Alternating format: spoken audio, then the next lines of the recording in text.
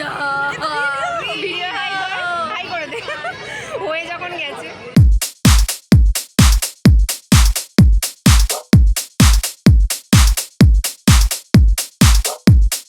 Hello guys, কেমন আছে সবাই? আমার আরও একটি ব্লগে সবাইকে ওয়েলকাম। আগের একটা মিনি ব্লগে আমি তোমাদের বলেছিলাম আমি একটা বিষয় নিয়ে ভীষণ এক্সাইটেড, আবার ভীষণ স্যাড।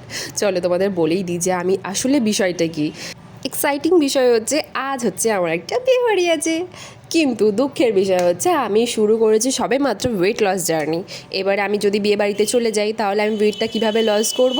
সবাই খাওয়া দাওয়া করবে, আমি কি অয়েলি খাবার খেতে পারবো না? চলো একটা চিট ডে বানিয়েই দেবো, কি আছে।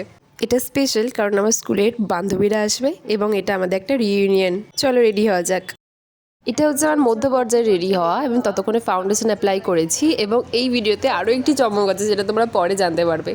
অ্যাজ ইউ ক্যান সি আমার এখানে চোখের মেকআপ রেডি হয়েই গিয়েছে, শাড়ি পরা, চুল তৈরি করা এখনও আমার বাকি রয়ে গেছে। আমার বান্ধবীরা দূর থেকে এখানে বিয়ে বাড়িতে আসবে, কিন্তু আমার একেবারে বাড়ির সামনেই, যদিও সেই দিক থেকে চাপ কম, কিন্তু আমি একটু টাইমটা দেখিনি কটা বাজে। আমার 8:30 বেরোনোর কথা, ঘড়িতে তখন 8:04 বেজে গিয়েছিল। এখনও পর্যন্ত আমার শাড়ি পরা এবং চুল বাঁধা কিছুই হয়নি, তো তার জন্য আমাকে তাড়াতাড়ি রেডি হতে হবে। বাই।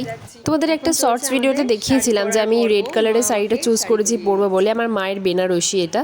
তো দেখো এই হলো আমার লুক আজকের জন্য। রেড কালারের বেনারসিটা আমি চুজ করেছি আজকে পরবো বলে।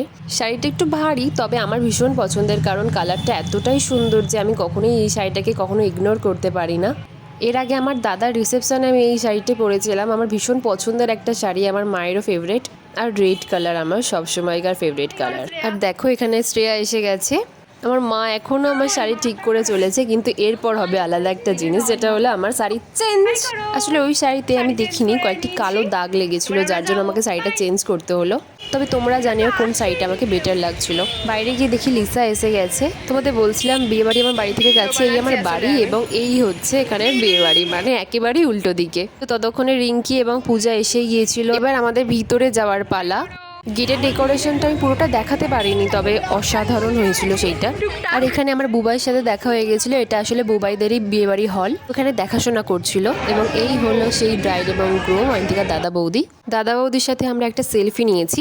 এখানে চলছিল আমাদের নিজেদের ফটো, তো আমরা সেলফি নিতে গিয়ে বুঝতেই পারিনি যে এটা আমরা ভিডিও করে ফেলেছি। আর আমার বান্ধবী অয়ন্তিকা, সে হচ্ছে নাচ করে, আর বিয়ে বাড়িতে প্রত্যেকটা মানুষ নাচ পাগল, গিয়ে থেকে ওরা নাচ শুরু করেছে। আমরা এখানে একটু কফি এবং পকোড়া খেয়ে নিলাম। ভিতরে গিয়ে দেখি বউ গিয়ে সাইডে বসতে গেছে, তো ততক্ষণে আমরা নিজেদের ফটোশ্যুট করতে চলে এলাম। জানাতে ভুলো না এই শাড়িটা পরে আমাকে ঠিক কেমন লাগছে। তারপর অনেকক্ষণ ঘোরাঘুরির পর এবার আমাদের খাওয়া দাওয়া পর্ব।